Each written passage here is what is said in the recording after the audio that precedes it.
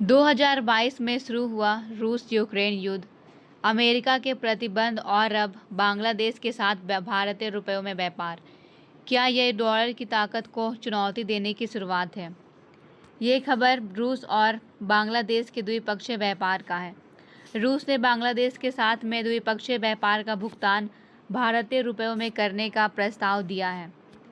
इस प्रस्ताव पर फिलहाल बांग्लादेश की सरकार विचार कर रही है। इसके तहत एक विशेष भुगतान व्यवस्था विकसित करने को यहाँ पर दिखाया गया है। ढाका में किसी रूसी बैंक की शाखा खोलने का भी सुझाव यहाँ पर दिया गया है। आखिर में ऐसी क्या स्थिति बनी जिसके कारण भारतीय रुपयों में व्यापार करने का यहाँ पे प्रस्ताव आया? सबसे पहले बड़ा कारण देखा जाए तो इसका है रूस और यूक्रेन का युद्ध। 2022 में रूस और यूक्रेन के बीच युद्ध हुआ था और जिसके परिणाम स्वरूप अमेरिका और पश्चिमी देशों ने रूस पर लगाए गए थे कुछ प्रतिबंध, और जिसके बाद फिर इस प्रतिबंधों के बाद बहुत सारे कारणों ने रूस के व्यापार को यहाँ पर प्रभावित किया। कई रूसी बैंक अंतर्राष्ट्रीय भुगतान प्रणाली से बाहर कर दिए गए। रूस को डॉलर और यूरो में भुगतान प्राप्त करने में कठिनाई होने लगी। बांग्लादेश को कई भुगतान समय पर यहाँ पे नहीं मिल पा रहा था। फिर यहाँ पर देखा जाए तो सबसे बड़ा परमाणु रूपपुर ऊर्जा जो है, इस पर बात की जा रही है। रूपपुर परमाणु ऊर्जा बांग्लादेश की सबसे बड़ी आधारभूत परियोजनाओं में से एक है और इसका निर्माण रूस की सरकारी कंपनी रोस्टम कर रही है और इसकी कुल क्षमता यहाँ पर देखा जाए तो 2400 मेगावाट का यहाँ पर माना गया है और इस परियोजना के लिए रूस ने बांग्लादेश को बड़ा ऋण दिया है। लेकिन प्रतिबंधों के कारण बांग्लादेश ऋण की किस्तों में यहाँ पे देखा जाए तो सीधे रूस को यहाँ पे पैसे नहीं भेज रहा है। फिलहाल राशि एक बैंक खाते में जमा की जा रही है पर रूस तक हस्तांतरित नहीं हो पा रही है। पहले चीनी मुद्रा का यहाँ पे विकल्प चुना गया था लेकिन फिर उसे भी यहाँ पर मना कर दिया गया। रूस ने पहले भुगतान चीनी युआन जो है उसके द्वारा यहाँ पे सुझाव दिया था।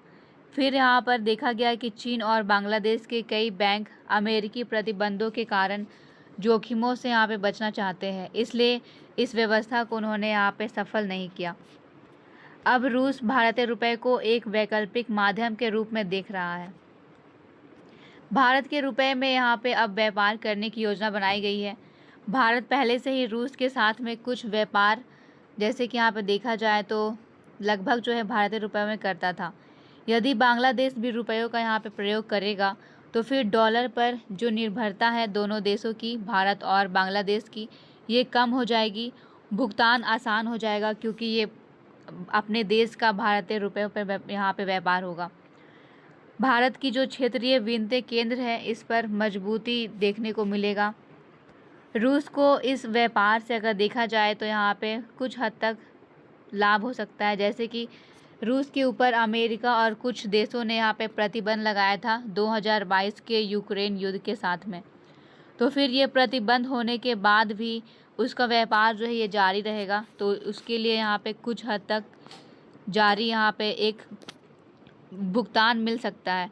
और साथ में यहाँ पे देखा जाए तो डॉलर पर निर्भरता भी कम होगा। दक्षिण एशिया में आर्थिक प्रभाव भी यहाँ पे बढ़ सकता है।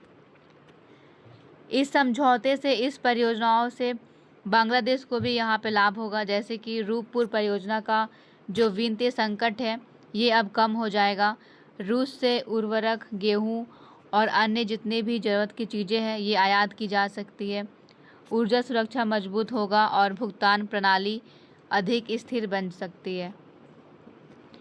इंफ्रास्ट्रक्चर पर भी इसका यहाँ पर सकारात्मक प्रभाव पड़ेगा। यदि समझौता लागू हो गया तो उसके बाद रूपपुर परमाणु परियोजना की फंडिंग यहाँ पे सुचारू होगी। बिजली उत्पादन समय पर शुरू यहाँ पे होने में मदद मिलेगा। बांग्लादेश के उद्योगों को अधिक स्थिरता यहाँ पे मिलेगी और साथ में बिजली की यहाँ पर जो मांग है उसमें भी यहाँ पे पूर्ति होगी। भविष्य में रूस विशेष आर्थिक क्षेत्रों जैसे कि यहाँ पे देखा जाए उद्योग और अन्य परियोजनाओं में भी निवेश बढ़ाने की कोशिश कर सकता है। ये परियोजना भारत के लिए भी यहाँ पे कुछ हद तक लाभ देगा, जैसे कि भारतीय रुपयों का अंतर्राष्ट्रीय उपयोग यहाँ पे बढ़ जाएगा। रुपए के अंतर्राष्ट्रीयकरण को यहाँ पे बढ़ावा मिलेगा। भारत की वित्तीय और रणनीतिक भूमिका दक्षिण एशिया में मजबूत होगी। डॉलर पर यहाँ पर निर्भरता कम होगा और भारत की स्थिति मजबूत होगी। लेकिन भारत के सामने कुछ चुनौती भी है। अमेरिका की प्रतिबंधिता का यहाँ पे जोखिम आएगा, यानी कि अमेरिकी जो यहाँ पे प्रतिबंध है ये भारत के ऊपर लगाया जा सकता है। भारत को पश्चिमी देशों और रूस के बीच में संतुलन बनाए रखना होगा। अगर देखा जाए तो भारत पर अमेरिका का सबसे ज़्यादा यहाँ पे अधिकार देखने को मिलता है। भारत और अमेरिका के बीच में यहाँ पे कुछ हद तक समझौते भी हुए हैं, और अगर यहाँ पे ये चुनौती देखने को मिलेगा तो फिर ये प्रतिबंध एक जोखिम बन जाएगा, और फिर रूस के साथ में और जितने भी पश्चिम देश हैं इसके साथ में भारत को एक संतुलन बनाना होगा, अन्यथा फिर अमेरिका भारत के ऊपर बहुत ज़्यादा टैरिफ लगा सकता है। रुपए की सीमित यहाँ पे वैकल्पिक स्वीकार्यता को भी देखना होगा। अभी INR पूरी तरीके से यहाँ पे अंतर्राष्ट्रीय व्यापार का मुद्दा अभी यहाँ पे नहीं बना हुआ है, और साथ में यहाँ पे देखा जाए तो जो यहाँ पे अंतर्राष्ट्रीय मुद्रा है ये भी इसकी यहाँ पे अभी तक कोई भी स्वीकार्यता नहीं हुई है। विनिमय दर का यहाँ पे जोखिम भी बढ़ सकता है। बैंकिंग और भुगतान अवसंरचनाओं को भी यहाँ पे मजबूती करने में यहाँ पे देखा जाए तो एक प्रयास मिलेगा। यदि व्यापार असंतुलित रहा तो फिर रूस के पास बड़ी मात्रा में रुपए जमा हो सकते हैं, और फिर जिनका उपयोग यहाँ पे सीमित हो जाएगा। अब सवाल ये उठता है कि क्या भारतीय रुपया डॉलर को यहाँ पे चुनौती दे सकता है। अभी देखा जाए तो भारत का जो रुपया है ये अभी उतना ज़्यादा यहाँ पे विस्तारित नहीं हुआ है जिसकी वजह से वो अमेरिका के डॉलर को यहाँ पे चुनौती दे पाए। लेकिन अगर यहाँ पे भारतीय रुपये अमेरिका को चुनौती दे सकता है जब अंतर्राष्ट्रीय व्यापार पर इसे बढ़ावा मिलेगा।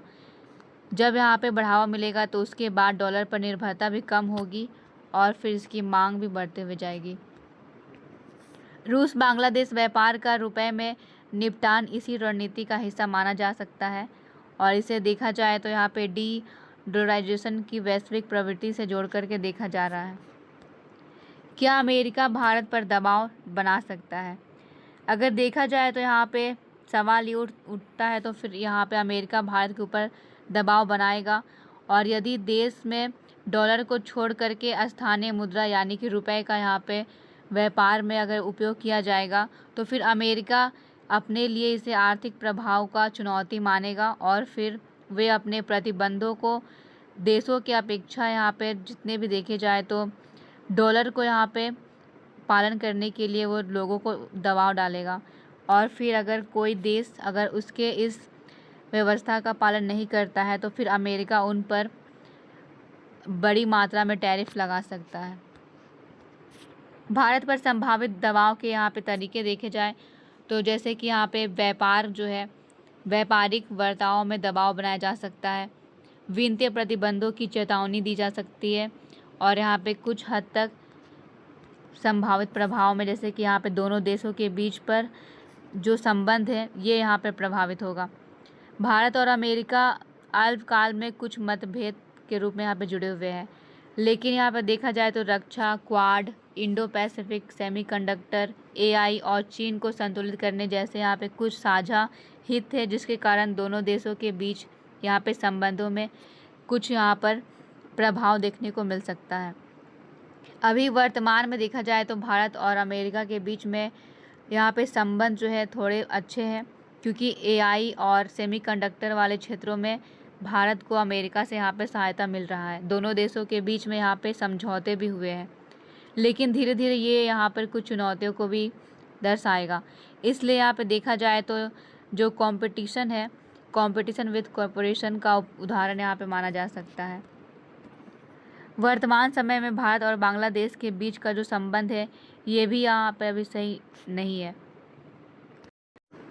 बांग्लादेश में सत्ता यहाँ पे देखा जाए तो सत्ता है, ये परिवर्तन के बाद नई सरकार ने चीन और पाकिस्तान से निकटता बढ़ा ली है। बांग्लादेश का चीन और पाकिस्तान के साथ में निकटता भारत के लिए बहुत बड़ी चुनौती बन सकती है, क्योंकि भारत के लिए पाकिस्तान, चीन और बांग्लादेश तीनों ही यहाँ पर शत्रुतापूर्ण यहाँ पर दृष्टि रखते हैं। सीमा, अवैध प्रवासन, तीस्ता जल विवाद और अल्पसंख्यकों की सुरक्षा जैसे मुद्दे पर भारत की चिंताएं यहाँ पे अक्सर बनी हुई रहती है।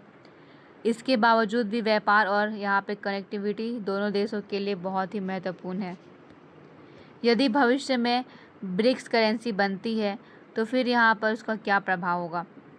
अभी देखा जाए तो ब्रिक्स की कोई आधिकारिक साझा मुद्रा यहाँ पे नहीं बनी है, लेकिन अगर यहाँ पर जो भी स्थानीय मुद्रा है, अगर ये स्थानीय मुद्रा व्यापार के रूप में आगे बढ़े तो फिर यहाँ पे ब्रिक्स जैसी जो करेंसी है ये विकसित हो सकता है। और यदि भविष्य में ब्रिक्स करेंसी बनी तो नेतृत्व को लेकर के भारत और चीन के बीच का जो यहाँ पे प्रतिस्पर्धा है ये देखने को मिलेगा। चीन चाहता है कि वो युआन की भूमिका को बढ़ाए, जबकि भारत किसी एक देश के प्रभुत्व वाली व्यवस्था को यहाँ पे समर्थन नहीं देता है। इसलिए भारत ऐसी व्यवस्था चाहता है जिसमें सभी देशों को यहाँ पे समान रूप से भागीदार मिले। अब हम यहाँ पर देखा जाए तो 2022 में रूस और यूक्रेन के बीच में क्या हुआ था, जिसके कारण यहाँ पर दोनों देशों के बीच के जो विवाद है वो व्यापार से जुड़ गए। 24 फरवरी 2022 को रूस ने यूक्रेन पर पूर्ण सैन्य हमला शुरू किया था और रूस का कहना था कि नाटो का विस्तार उसकी सुरक्षा के लिए खतरा है, जबकि यूक्रेन और अधिकांश देशों ने इसे अंतर्राष्ट्रीय कानून का उल्लंघन माना। फिर इसके बाद जो है कुछ देश आए, जैसे कि अमेरिका, यूरोपीय संघ, United kingdom, Canada, Japan, Australia और G7 देशों ने मिल करके यहाँ पर आर्थिक और वित्तीय प्रतिबंध रूस पर लगा दिया था, जिसके कारण फिर रूस को कठिनाइयाँ होने लगी थी। ये प्रतिबंध के कारण रूस को बैंकों से बाहर कर दिया गया था, जिसके कारण जो है भुगतान करना कठिन हो गया था। रूस के केंद्रीय बैंक की विदेश संपत्तियों को भी फ्रीज कर दिया गया था। रूसी बैंकों, कंपनियों और यहाँ पर कई नेताओं पर वित्तीय प्रतिबंध भी लगाए गए थे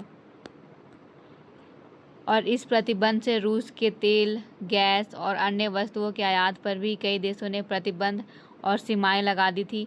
रूस को उन्नत तकनीक, चिप्स, विमानन उपकरण और रक्षा तकनीकों के निर्यात पर भी रोक लगा दिया गया था। फिर इसके ऊपर जो है देखा जाए तो बहुत ज़्यादा नकारात्मक प्रभाव पड़ा। डॉलर और यूरो में व्यापार करना कठिन हो गया रूस के लिए। अंतर्राष्ट्रीय भुगतान में बाधा आने लगी थी। रूस ने वैकल्पिक मुद्राओं की तलाश करना शुरू कर दिया, जिसमें भारतीय रुपये, चीनी युआन और रूसी रूबल यहाँ पे सामने आई थी। और यही कारण है कि आज रूस, भारत, चीन और अब बांग्लादेश जैसे देशों के साथ में स्थानीय मुद्रा में व्यापार करने की यहाँ पे कोशिश कर रहा है। ये केवल भुगतान की तकनीकी व्यवस्था नहीं है, बल्कि यहाँ पर देखा जाए तो ये वैश्विक आर्थिक शक्ति संतुलन में हो रहे बदलाव का संकेत है। यदि रूस और बांग्लादेश भारतीय रुपये में व्यापार करना शुरू करता है तो फिर इससे रुपये की अंतर्राष्ट्रीय भूमिका यहाँ पे बढ़ जाएगी, भारत की क्षेत्रीय आर्थिक स्थिति मजबूत होगी, वैकल्पिक वैश्विक भुगतान यहाँ पे प्रणाली में बढ़ावा मिल सकता है। वहीं देखा जाए तो भारत को अपने रणनीतिक हितों और पश्चिमी देशों के साथ में संबंधों के बीच में संतुलन बनाए रखना यहाँ पे आसान हो जाएगा। तो इस प्रकार ये खबर जो है भारत अब यहाँ पर रूस और बांग्लादेश के साथ में लगभग सकारात्मक और कुछ हद तक नकारात्मक प्रभाव को भी दर्शाएगा। तो इस प्रकार यहाँ पर न्यूज़ को और साथ में बेस्ट कंटेंट को प्राप्त करने के लिए आप हमारे चैनल को लाइक, सब्सक्राइब और बेल आइकन को प्रेस कर सकते हैं। और साथ में न्यूज़ से जुड़े हुए PDF को प्राप्त करने के लिए हमारे डिस्क्रिप्शन में टेलीग्राम का लिंक दिया हुआ है, आप उस टेलीग्राम लिंक से ज्वाइन हो सकते हैं, जिसमें आपको न्यूज़ की PPT मिल जाएगी। Thank you.